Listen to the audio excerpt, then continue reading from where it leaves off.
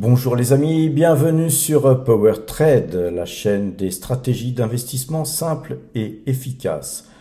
Alors aujourd'hui, on va voir un petit peu l'analyse graphique et justement on va regarder sur quelques valeurs comme Ecopetrol, ce qu'on appelle les dômes, les assiettes, les sommets arrondis, on peut les appeler aussi comme ça, ainsi que les soucoupes. Et par expérience, c'est des figures qu'on ne voit pas très souvent dans les graphiques, mais quand on peut les identifier, eh bien c'est quelque chose qui est fort utile. Alors regardons pour commencer un dôme sur Ecopetrol. Donc vous voyez sur TradingView, vous avez des possibilités de tracer des flèches, et dessiner avec un pinceau, surligner, faire des flèches en bas, flèches en haut, etc. Mais là, ici, on va prendre l'arc. Et donc, on va dessiner un arc. On prend donc cet arc et on va le dessiner de façon à essayer de dessiner justement cette petite figure en dôme. Et on peut après ici, en prenant sur les côtés, pour pouvoir aller redessiner ça. Et ainsi notre dôme, il va être joliment dessiné. Vous avez un dôme parfait ici. À quoi correspond ce type de figure, les amis? Eh bien, un dôme, c'est que les cours sont coiffés, en fait. On voit que là, on a une sorte de... on a un dôme qui coiffe les cours et que tant que nous casserons pas ce dôme, cette figure, eh bien, elle devient baissière et même très baissière puisque on peut reprendre à peu près la figure du haut du dôme et la retracer vers le bas, c'est-à-dire de façon à faire en fait une figure ronde. On peut dessiner un rond. D'ailleurs, il y a des figures en rond qui vous donneront des objectifs ensuite sur lesquels on pourrait aller, mais ça fonctionne pas forcément très bien. Tout ce qu'on peut se dire, c'est que si on est acheteur beaucoup plus bas de ce type de valeur, par exemple, sur une figure en dôme comme ça, comme celle-là, quand on n'arrive pas à casser, par exemple sur cette bougie-là, c'est que le mieux, c'est peut-être de prendre ses bénéfices. Voilà à quoi sert ce type de figure. C'est pas une figure qui nous permet de trouver des signaux de trading pur, mais c'est des signaux qui nous permettent de rentrer ou de sortir. Quand c'est un dôme, plutôt pour sortir. Quand c'est une assiette, on utilise ça plutôt pour rentrer. Bien sûr, on essaye de rajouter des paramètres supplémentaires comme des moyennes mobiles de jour 12 jours. Là, par exemple, forcément, je ne l'ai pas mise, mais si on la mettait, on verrait très bien qu'elle aura croisé vers le bas. Donc, quand on regarde ce type de figure, on peut se dire aussi, les amis, que quelque part, ici, on a eu une publication de résultats qui était pas bonne et donc effectivement les cours ont chuté, tout à fait normal. D'ailleurs les résultats n'étaient pas bons, mais on pouvait s'y attendre. Le pétrole n'étant pas bien orienté, une valeur pétrolière qui extrait du pétrole, ensuite elle revend son pétrole si effectivement le cours du Brent baisse, eh bien elle vend son pétrole moins cher, elle a moins de marge, donc moins de bénéfices, etc. Bon, ceci dit, Ecopetrol extrait un peu plus de pétrole en termes de volume, donc en fait tout n'est pas si mauvais dans les résultats qui ont été annoncés. Ce qu'il y a, c'est qu'effectivement il va sûrement y avoir une période de baisse encore sur ce titre, à moins que les personnes avisées, encore une fois, achètent ce titre à bon compte sur du long terme, etc. Donc après, tout ça, on le retrouvera dans l'analyse graphique, peut-être avec des moyennes mobiles qui vont croiser ou des doubles bottoms, etc. Et donc, nous, on utilise tous les paramètres, toutes les possibilités afin justement de juger une valeur sur son potentiel graphique. Tout ce qu'on sait, c'est que ici, sur cette valeur, par exemple, moi j'ai acheté 700 titres ici, car effectivement, il n'y avait pas encore ce dôme qui pouvait être dessiné, mais je jouais moi un rebond pour aller toucher la TH, voire plus haut, etc. Sauf que là, aujourd'hui, eh bien, mon scénario n'étant plus valide, je vais conserver ces titres et je vais rechercher des points plus bas pour rentrer sur cette valeur pour moyenner ma position à l'achat. Mais ce qu'on peut voir, c'est que dans cette période ici de latéralisation, il y a forcément des gens qui étaient acheteurs sur le titre, mais il y avait aussi beaucoup de gens qui étaient au courant que les résultats n'allaient pas être bons ou pas si bons que prévu, etc. Donc ces gens ont balancé du papier le plus que possible, le plus que nécessaire, de façon à pas se retrouver voilà, en dessous de ces cours, car ils savaient très bien que quand les cours allaient être publiés, le titre allait décrocher. Ce qui fait que tous ces gens-là, une grosse partie de ces gens-là qui ont vendu étaient des initiés et on peut le lire dans le graphique tout simplement. On peut voir que c'était pas très sain comme graphique puisqu'on latéralisait plutôt en phase baissière juste avant des résultats. Donc il y avait forcément parmi ces gens-là des gens qui savaient quelque chose. Et voilà à quoi sert aussi l'analyse graphique.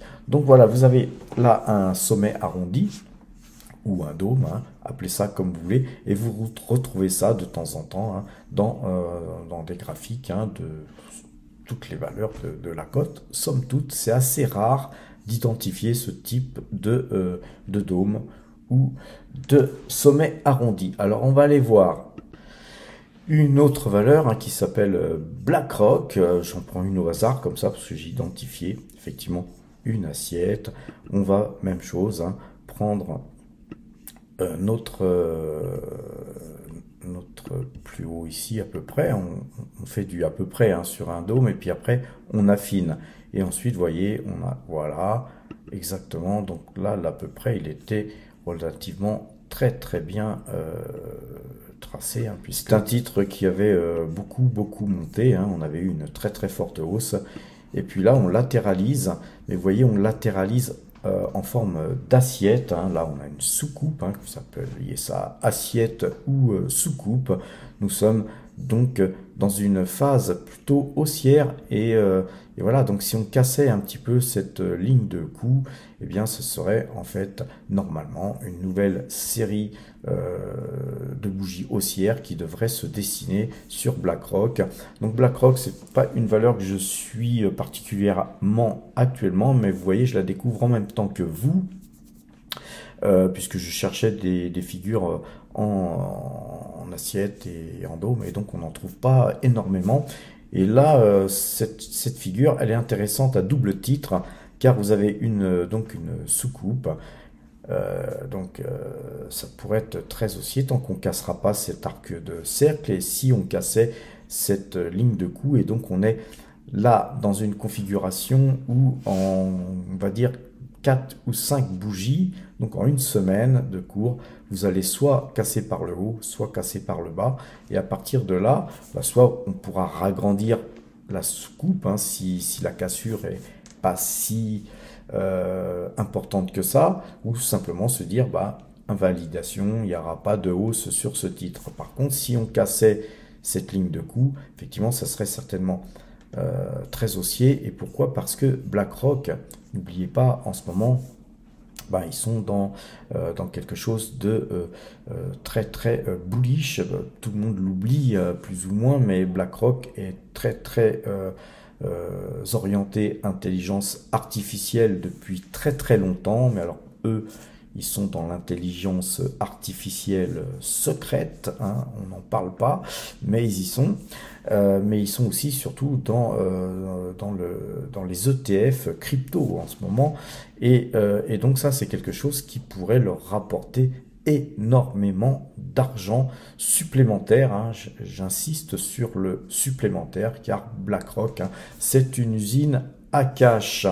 Alors les amis, on a vu, voilà, les dômes, les soucoupes, les assiettes et les sommets qui représentent des figures rarissimes, on voit pas ça très souvent, mais qui représentent des tendances en fait haussière ou baissière.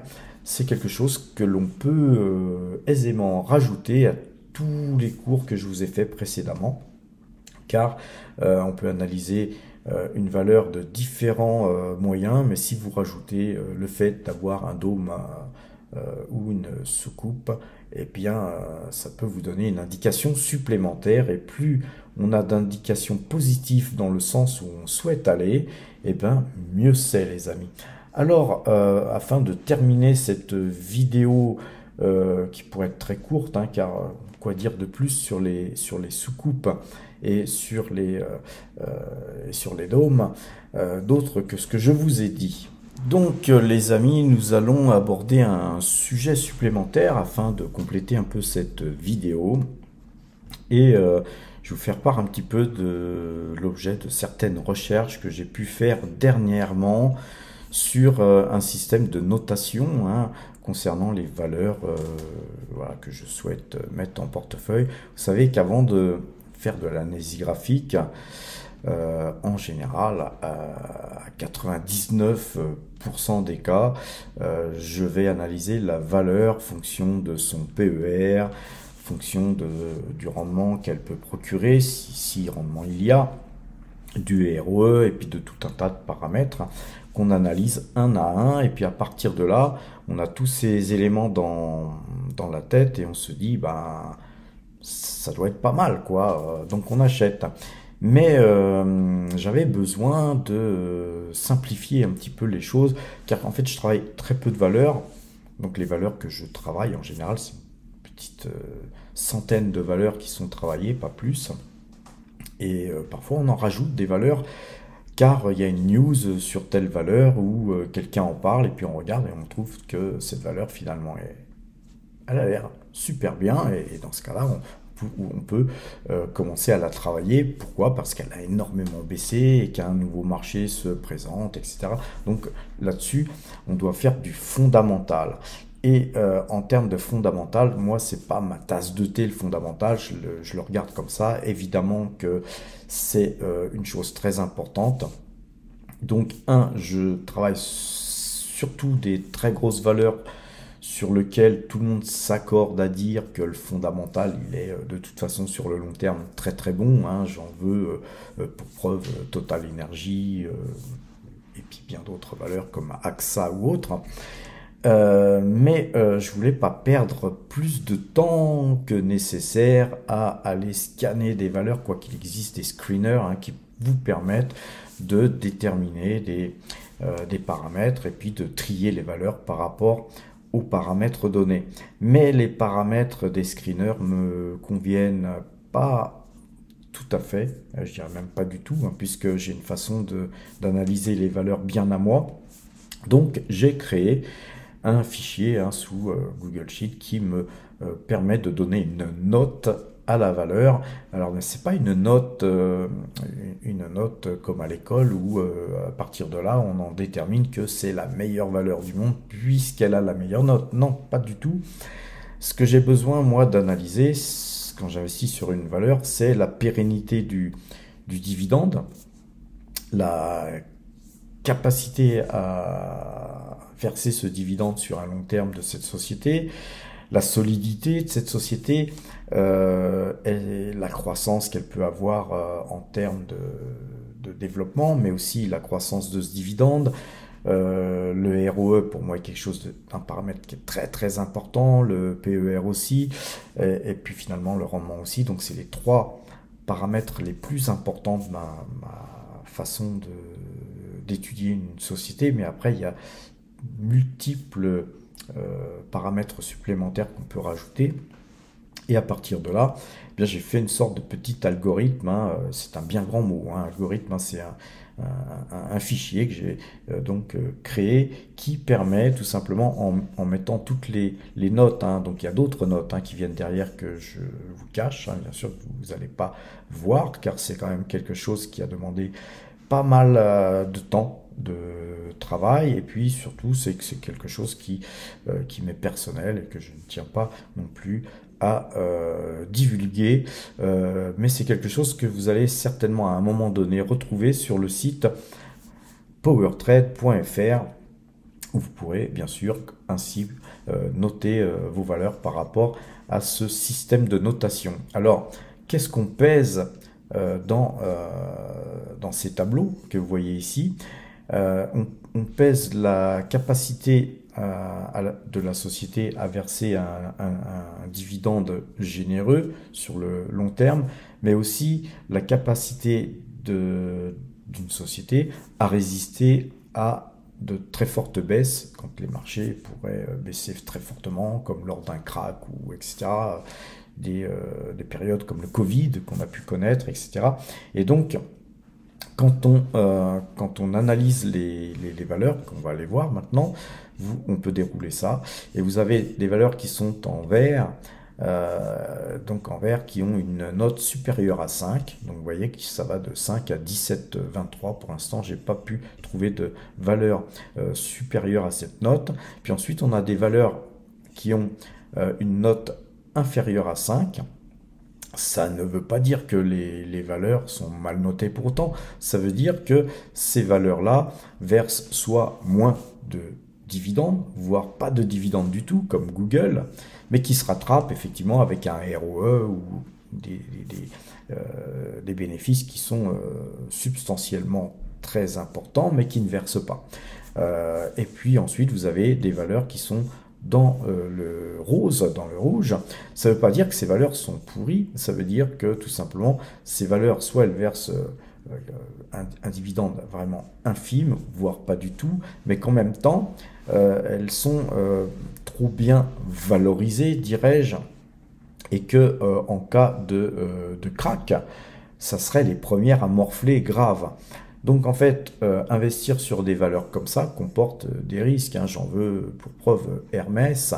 Voilà, vous avez Lotus Bakery, Novo Nordisk, même Coca-Cola. Donc j'étais moi-même étonné, hein, de voir par exemple Ecopetrol, Coca-Cola dans cette liste, même L'Oréal d'ailleurs. J'étais étonné de la voir aussi sur cette liste, alors que Tesla ne m'étonnait qu'à moitié.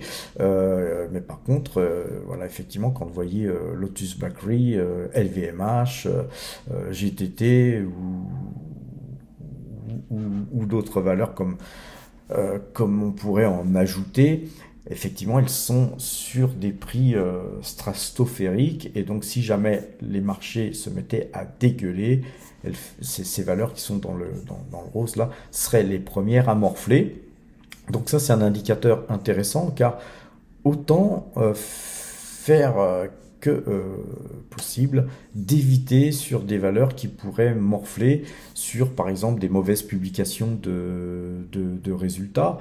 Vous voyez, je ne sais pas si par exemple Tesla affichait un mauvais trimestre dans le futur, on verrait cette valeur décrocher.